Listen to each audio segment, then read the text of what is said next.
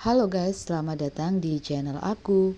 Pada akhir episode kedua drama Korea The Jazz from Hell, diperlihatkan bahwa Hakim Kang Bitna menusuk Detektif Han. Dikarenakan Hakim Kang yakin bahwa Detektif Han adalah seorang pembunuh dan pantas dikirim ke neraka.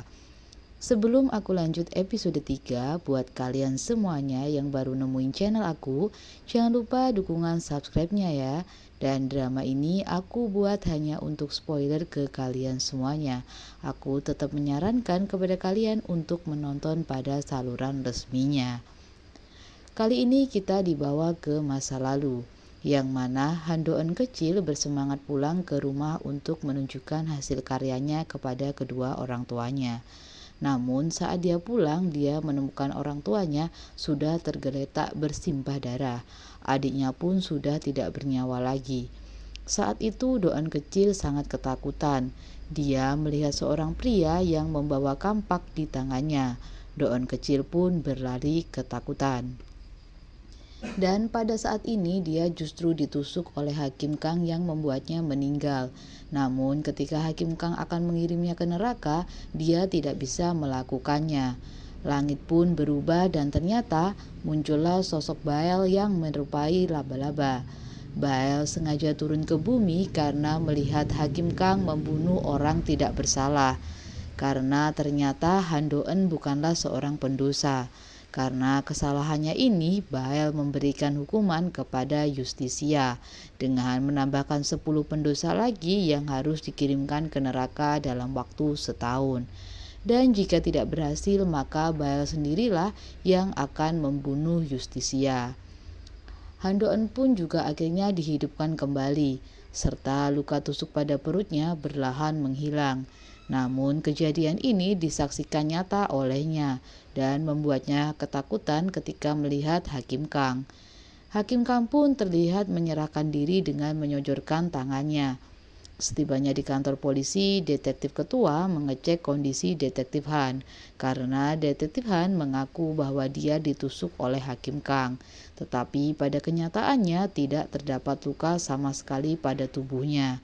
Kemudian Hakim Kang mengaku bahwa detektif Han menuduhnya karena bentuk dari rasa sukanya.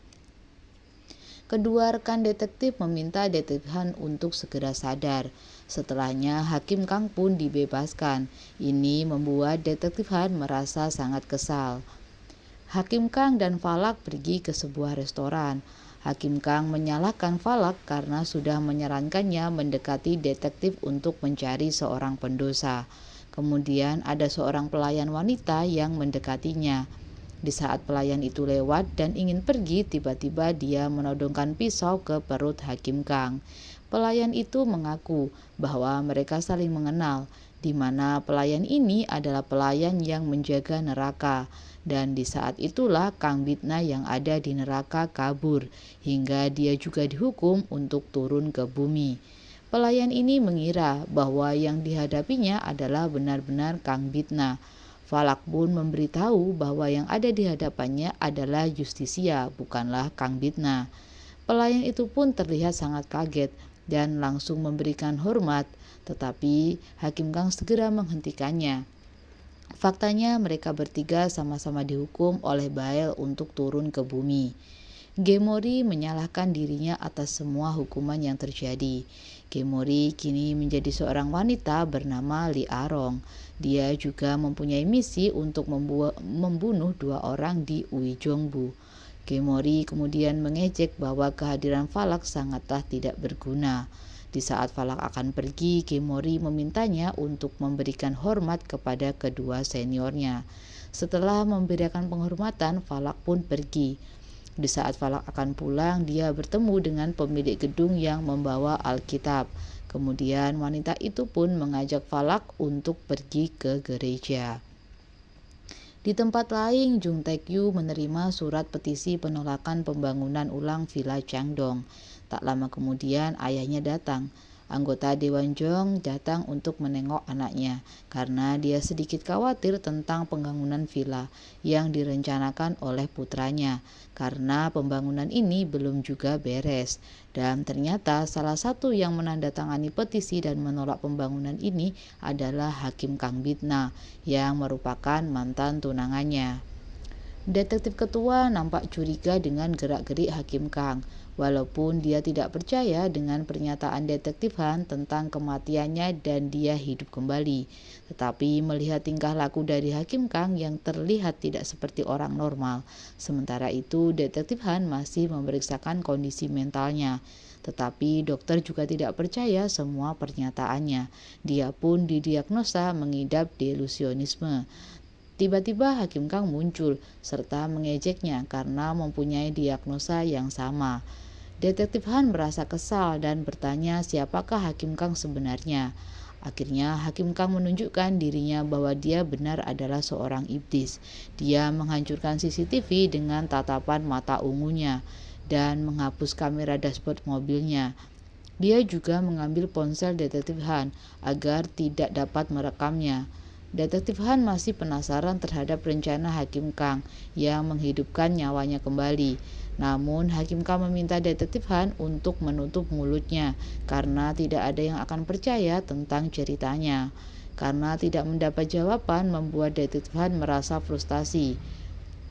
Malam harinya dia berusaha mencari informasi tentang identitas Hakim Kang dan selain itu dia juga mencari informasi tentang iblis.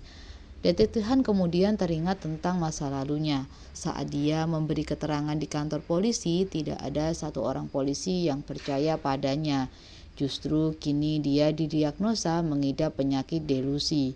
Kemudian kita diperlihatkan ada seorang wanita yang sedang mengendarai mobilnya, di mana di dalam mobil juga terdapat anak laki-laki dan juga suaminya.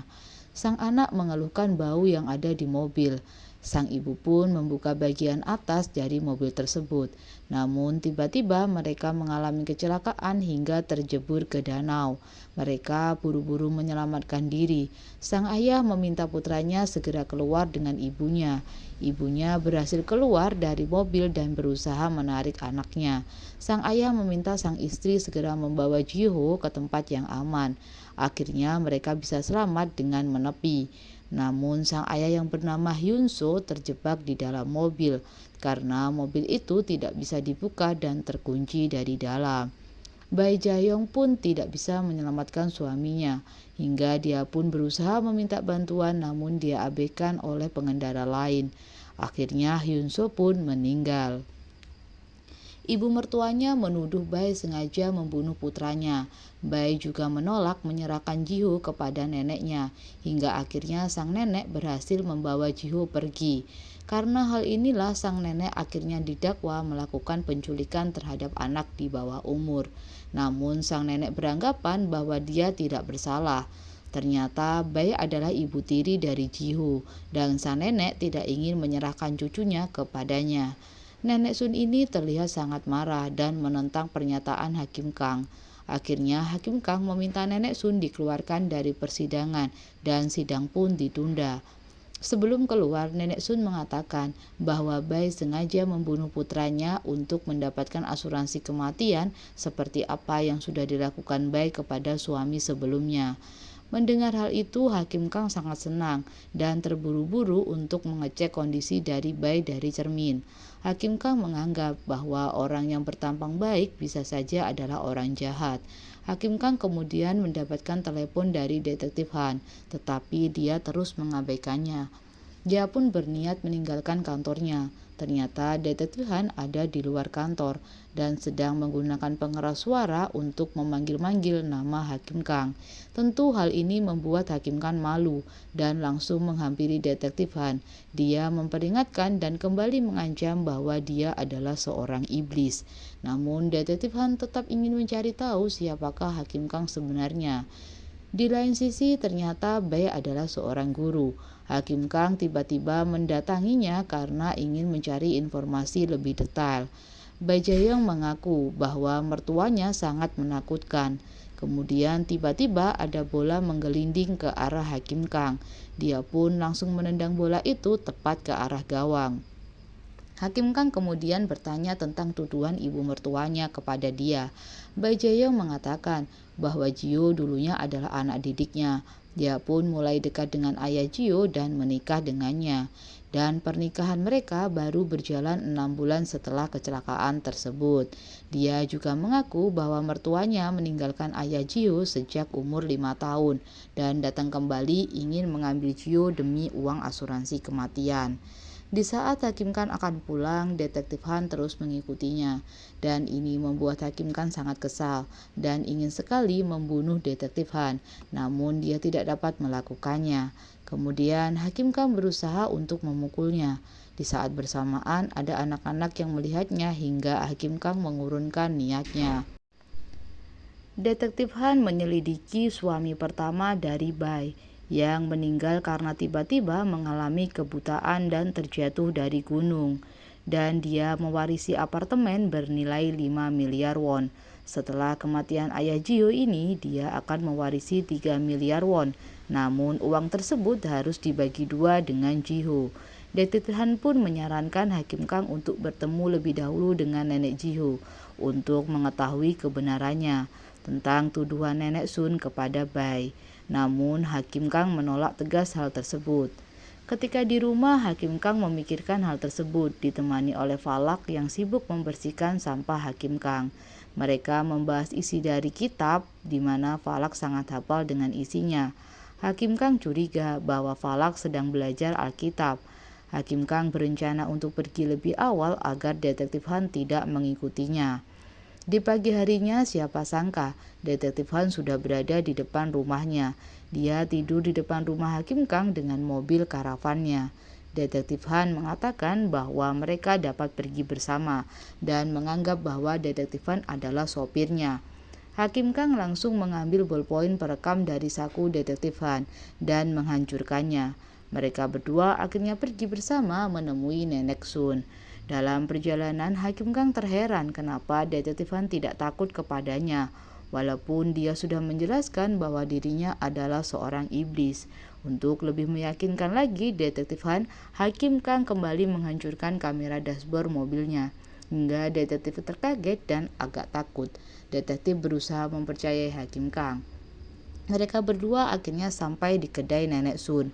Hakim Kang masuk dan bertanya di mana Jiho berada, karena ingin memastikan keberadaan anak tersebut. Nenek Sun sangat marah dan menyuruh semua pelanggannya untuk pergi. Nenek Sun pun mengajak mereka menuju tempat Jiho berada. Hakim Kang sangat kesal karena Nenek Sun berjalan sangat lambat. Akhirnya Nenek Sun melemparkan kunci rumahnya dan Hakim Kang meminta Detektif Han untuk mengambilnya. Kemudian mereka bergegas menuju rumah tersebut. Sesampainya di sana, Detektif Han membuka gembok rumah. Dia mendengar suara lonceng yang membuat Detektif Han mengingat masa lalunya kembali. Ketika Detektif Han pulang dan mendapati kedua orang tuanya terbunuh. Kemudian Hakim Kang masuk ke dalam rumah dan membuka lemari yang ternyata tidak ada apapun. Saat Nenek Sun masuk dengan marah, tiba-tiba mereka mendengar suara dari dalam lemari. Hakim Kang kembali membuka lemari tersebut dan ternyata di dalamnya ada Jiho. Dia sengaja disuruh Nenek Sun untuk bersembunyi. Hakim Kang kemudian bertanya tentang kebenaran yang Nenek Sun sampaikan kepada Bai. Jika benar, dia akan mengadilinya dengan tepat. Saat kematian putranya, dia melihat Bai bersama laki-laki lain. Dan saat dia berkunjung ke rumahnya, Jiho ditelantarkan dengan dibekali uang 5.000 won. Saat itulah nenek membawa Jiho pergi dari rumahnya. Namun pernyataan nenek tersebut tidak dapat dijadikan bukti. Hakim Kang kesal dan ingin segera pergi. Detektif menunjukkan salibnya dan menyuruh Hakim Kang untuk berjalan-jalan bersama Jiho. Mereka berdua pun akhirnya pergi bersama. Jiho mengatakan bahwa neneknya adalah orang baik. Jiho menanyakan apakah jika ada bukti tentang kejahatan ibu tirinya, maka apa yang terjadi kepadanya. Hakim Kang dapat menghukumnya hingga seberat-beratnya. Kemudian Jiho mengajak Hakim Kang untuk melihat gambar-gambarnya. Tetapi Hakim Kang justru mengejek gambaran itu jelek. Setelah melihat, Hakim Kang menemukan sebuah gambar di mana gambar itu memperlihatkan Jio sedang ditutup bantal oleh ibu tirinya. Hakim Kang kini menemukan titik temu permasalahan ini. Nenek Sun mengaku bahwa dia tidak peduli dengan uang asuransi milik putranya, tetapi dia hanya ingin cucunya aman. Hakim Kang kemudian meminta Jio untuk mempraktekkan yang dilakukan ibu tirinya. Hakim Kang juga meminta Jio menceritakan kejadian sebenarnya saat kecelakaan mobil itu terjadi. Ternyata sebelum kecelakaan itu terjadi, ibunya memberikan lem pada sabuk pengaman milik ayahnya. Di saat mobil masuk ke dalam danau, hanya ayahnya yang terjebak di dalam mobil, karena Bai juga sengaja mengunci pintu mobil tersebut, sehingga ayah Jio tidak dapat keluar dari mobil. Bai kemudian mengancam Jio untuk tidak menceritakan kepada siapapun. Jio pun menangis saat mengingat kejadian tersebut. Detektif Han mengatakan bahwa sulit mendapatkan kesaksian dari anak kecil, tetapi Hakim Kang mengatakan bahwa dia mempercayai walaupun anak kecil itu susah diatur, tetapi dia tidak mempunyai sikap yang licik. Jika anak kecil itu adalah Han Do-eun, dia juga akan mempercayainya. Hal itu tentu membuat Detektif Han kembali mengingat masa lulunya, dan itu membuat dia sangat sedih. Hakim Kang memutuskan menangguhkan hukuman Nenek Sun, tetapi Jio masih dalam perlindungan dan pengawasan. Saat polisi akan mengambil Jio, ternyata nenek menghalanginya. Malam harinya ternyata Bai mempunyai rencana lain yang membuat Nenek Sun tiba-tiba tidak sadarkan diri. Bai membawa Jio pergi dan Hakim Kang juga sudah bersiap. Hakim Kang melihat lewat cerminnya. Ternyata dia berencana membunuh Jio dengan menenggelamkannya di bak mandi. Hakim Kang melanjutkan mengecek dari cerminnya. Di saat yang bersamaan, Detektif Han berusaha menyelamatkan Jio. Namun tampaknya Bai sudah menenggelamkan Jio. Dan di saat Bai akan pergi, Hakim Kang menghentikannya. Hakim Kang kemudian mengeluarkan pedangnya dan bersiap memberikan penghakiman neraka kepada Bai Jae-yong. Episode ketiga pun berakhir.